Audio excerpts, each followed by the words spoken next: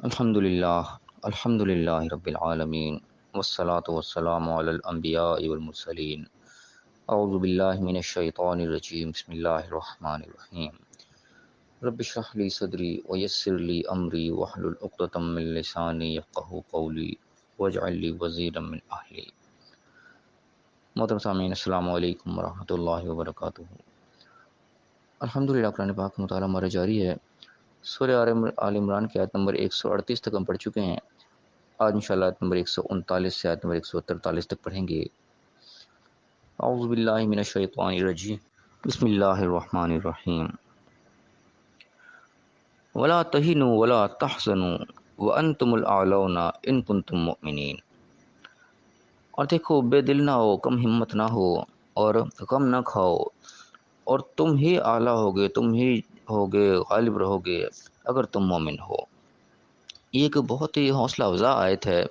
اس کا پس منظر، اس کا شان نزول تو جنگ احد کا بتایا جاتا ہے کہ جنگ احد کے اندر جب مسلمانوں کو شکست ہوئی تھی، ایک طرح کی تھوڑا نقصان اٹھانا پڑا تھا، تو اس کے بعد یہ آیت نازل ہوئی تھی کہ کم ہمتی کرنے کی ضرورت نہیں ہے، تم اگر مومن ہو غالب تم ہی رہو گے، غلطی کسی تو ہو گئی تو کوئی بات نہیں، یہ وقتی ہے، یہ نہیں کہ تم ہمیشہ کے لیے مغلوب ہو جاؤ گے۔ ایک پس منظر تو یہ بتایا جاتا ہے، لیکن ایک بہت جنرل آیت ہے کہ زندگی کے ہر شعبے میں انسان کے حوصلہ بڑھانے کا یہ کام آتی ہے کہ زندگی کے کسی موقع بھی انسان کو کوئی وقتی طور پر ناکامی کا سامنا کرنا پڑا ہے، تو اس ناکامی کا نتیجہ یہ نہیں ہونا چاہیے کہ انسان دل چھوڑ جائے، حوصلہ چھوڑ جائے اور بالکل ہی ہاتھ پہ چھوڑ کے بیٹھ جائے۔ نہیں، انسان کو مسلسل جو ہے جدوجہد میں لگے رہنا چاہیے، اللہ کے اوپر یقین انسان کا کامل ہونا چاہیے کہ مومن آپ پہ شرط لگا رہے اللہ تعالیٰ ان کو تو مومن ہے، اگر تو مومن ہو، اللہ پہ صحیح معنی ایمان رکھنے والے ہو، خالی کوئی عقیدے کا کہ وہ نہ ہو کہ بس ٹھیک ہے جدی پوچھتے کہ اسلام ملا ہو، ٹھیک ہے جب مسلمان ہے، نہیں، حقیقی ایمان ہونا چاہیے، اللہ کے ذات پہ یقین ہونا چاہیے کہ اللہ کے وعدوں کے اوپر پورا کامل یقین ہونا چاہیے کہ ہاں جو اللہ نے کہا ہونا اسی طرح ہی ہے، کہیں میرے سے غلطی ہوئی ہے جو میرے سے یہ نقصان ہوا ہے میرا، یا مجھے کسی شکست کا سامنا کرنا پڑا ہے،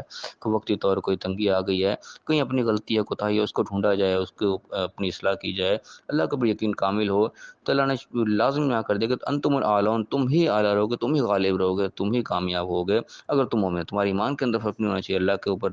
توکل جو وہ کمزور نہیں ہونا چاہیے، حقیقی کامیابی تمہیں ہی ملے گی۔ وقتی طور پر جو امتحان آتا ہے وہ وقت انسان کو اس طریقے سے وہ علامہ اقبال کا شعر بھی ہے کہ جو آتا ہے اس چیز کا، جس میں علامہ اقبال فرماتے ہیں کہ باد مخالف سے نہ گھبرائے، وہ کافی تو چلتی تجھے اونچا اڑانے کے لیے، کہ وقتی طور پہ جو مخالف رکاوٹیں آتی ہیں یہ انسان کو مزید آگے اوپر سے اوپر کرنے کے لیے آتی ہے کہ انسان مزید اپنے آپ کو پالش کرے، مزید ترقی کرے، مزید اپنی غلطیوں کوتاہیوں کو دور کر کے اور جو ہے اوپر سے اوپر جائے۔ تو یہ وقتی طور انسان کے اوپر تنگی آتی ہے، لیکن اس کے نتیجے میں انسان کو گھبرانا نہیں چاہیے، اور جو کیا کہنا چاہیے کہ حوصلہ نہیں ہارنا چاہیے۔ اگلا لائن فرمایا کہ این یمسسکم کرہ فقد مس القوم کرہ مثلہ، اگر تمہیں کوئی تکلیف پہنچی ہے، وقتی طور پہ کوئی زخم لگ گیا ہے، تو تمہارے جو مخالف ہے، جو قوم ہے دوسرے ہیں، ان کو بھی زخم لگتا ہے، برا وقت، تنگی کا وقت دوسروں پر بھی آتا ہے، یعنی کہ انسان کے اوپر کوئی امتحان کا وقت آ گیا، کوئی مشکل وقت آ گیا ہے، تو یہ خالی ایک کی طرف نہیں ہوتا ہے، یہ دونوں طرف ہوتا ہے، جو کے خلاف آپ لگ رہے ہو، جس کے خلاف آپ ایک یعنی کہ جدوجہد کر رہے ہو، ادھر بھی جو ہے مشکل وقت آتا ہے، تمہیں کامیابی ہی ملتی ہے، جو تمہاری کامیابی ہے اس کے نتیجے میں انہیں بھی زخم پہنچتا ہے، انہیں بھی تکلیف پہنچتی ہے، تو وقتی طور پر تمہیں پہنچی ہے تو اس میں کوئی ایسی بات نہیں ہے، کوئی عجیب و غریب بات نہیں ہے۔ اللہ کرے وتلک الایام نداولها بین الناس، یہ تو دن ہے جو ہم لوگوں کے درمیان الٹ پھیر کرتے رہتے ہیں، کبھی اونچ نیچ آتی رہتی ہے، تو یہ اونچ نیچ بھی انسان کو مزید بہتر سے بہتر کرنے کے لیے آتا ہے کہ انسان کو سب اچھا ہی اچھا وقت گزر ہوتا چلا جائے گا، تو انسان آہستہ آہستہ نہیں کہ وہ لوز ہوتا چلا جاتا ہے، ڈھیلا پڑتا چلا جاتا ہے، کہ جب انسان کو وقت تھوڑا سا سخت آتا ہے تب انسان ایک دم ہوش میں ہوتا ہے کہ ہو تھوڑی کمی ہے، کہیں کوئی وجہ رہ گئی، تو انسان مزید آگے کو نکلتا ہے، مزید ترقی کرتا ہے۔ تو یہاں پہ اللہ تعالیٰ کہہ رہا ہے یہ دن لوگوں کے درمیان الٹ پھیر ہوتے رہتے ہیں، اور اس کا نتیجہ میں اللہ تعالیٰ ایک مقصد ہی بتا رہا ہے، کیوں ہے کہ وَلِيَعْلَمَ اللَّهُ الَّذِينَ آمَنُوا وَيَتَّخِذَ مِنكُمْ شُهَدَاءَ، یہ اللہ تعالیٰ نے کہ جنگ کے جو معاملہ ہوا یہ کیوں اللہ تعالیٰ نے کیا کہ جو ایمان والے ہیں ان کو واضح کر دے، ان کو نکھر کے سامنے آ جائیں، اور تم میں سے یعنی کہ گواہ آئیں کہ شہداء تم میں سے اخذ کر لے کہ جو اللہ کی راہ میں واقعی جو نے گواہی دے دی کہ ہاں ہم اپنی جگہ پہ اٹل ہیں اور ہم قائم ہیں، ہم بھاگنے والے نہیں ہیں، ڈرنے والے نہیں ہیں، ہم کھڑے رہنے والے ہیں، انہوں نے پوری پوری گواہی دی اپنے عمل سے، یہ واضح کرنا ان کا مقصد تھا۔ واللہ لا يحب الظالمین، اللہ تعالیٰ ظالموں کو پسند نہیں کرتے، کہ جو اندھیرے میں رہنے والے ہیں، بس ایسے یعنی کہ ٹامک ٹوئیاں مارنے والے، خالی خوری باتیں کرنے والے، وہ اللہ کو پسند نہیں ہے۔ عملی نمونہ پورا پورا پیش ہونا چاہیے کہ جہاں مشکل وقت بھی آیا وہ بھی اپنے ثابت قدمی سے ظاہر کریں، اسی کو ثابت کریں کہ ہاں ہم واقعی جو کہہ رہے ہیں اس کے پر ہم قائم بھی ہیں۔ اگر ایک اور مقصد بتایا کہ وَلِيُمَحِّصَ اللَّهُ الَّذِينَ آمَنُوا وَيَمْحَقَ الْكَافِرِينَ، اور یہ بھی اسی کا مقصد ہوتا ہے کہ انسان کے مشکل وقت میں کھرے اور کھوٹے کی پہچان ہو جاتی ہے، کون اپنا ہے کون پرایا ہے، وہ چیز نکھر کے سامنے آ جاتی ہے۔ اچھے وقت میں تو سارے ساتھ دے رہے ہوتے ہیں، برے وقت میں پتہ لگتا ہے کون اپنا ہے کون پرایا ہے۔ یہ بھی ایک مقصد ہے، اللہ تعالیٰ کہہ رہا ہے کہ ایمان والوں کو جو ہے مزید نکھار دے، سامنے کر دے کہ ہاں یہ ہے اصل میں ایمان والے، اور جو کافر ہیں اصل میں منافق قسم کے لوگ، ان کو مٹا دے، یعنی کہ اپنے پرائے کا پتہ لگ جائے کون اپنا ہے اور کون ویسے ہی بس دکھاوے کے لیے ساتھ ہے۔ برے وقت میں ہر چیز جو ہے وہ چھانٹی ہو جاتی ہے۔ تو یہ بھی ایک مقصد ہوتا ہے کہ انسان کو پتہ لگ جاتا ہے، خود بھی پتہ لگ جاتا ہے کہ انسان کہ ہاں یہ میرا اپنا ہے، اور یہ بس ایسے ہی ڈرامہ ہی کر رہا تھا، وہ ایسے ساتھ تھا، برے وقت میں اس نے ساتھ چھوڑ دیا۔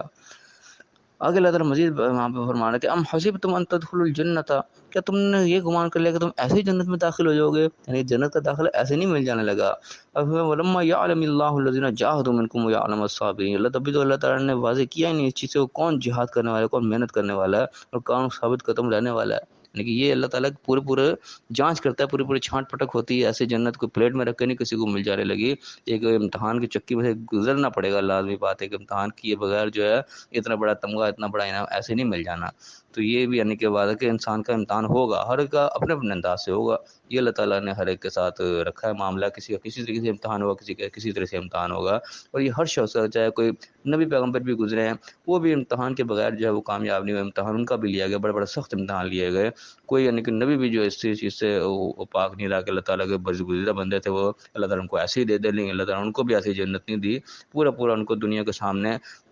پورے اس امتحان سے گزارا کہ دنیا نے دیکھا کہ واقعی کیسی کیسی آزمائشیں گزری ہیں۔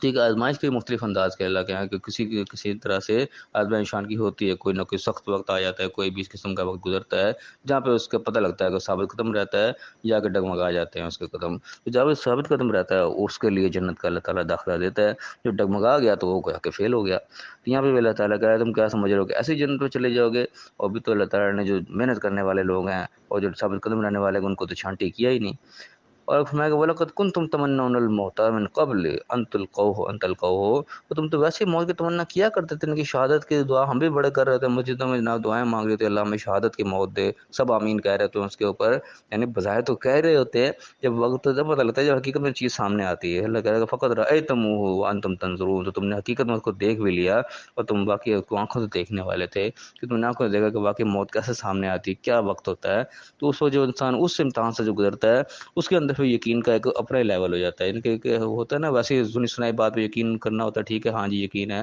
ایک عین یقین جو انسان آنکھوں سے دیکھ لیتا ہے، پھر پتہ لگتا ہے وہ واقعی ایسی حقیقت ہے، جو انسان آنکھوں سے چیز کو دیکھ کے یقین کر لیتا ہے اس کا درجہ پھر کچھ اور ہی ہوتا ہے، سنی سنائی بات کا ایک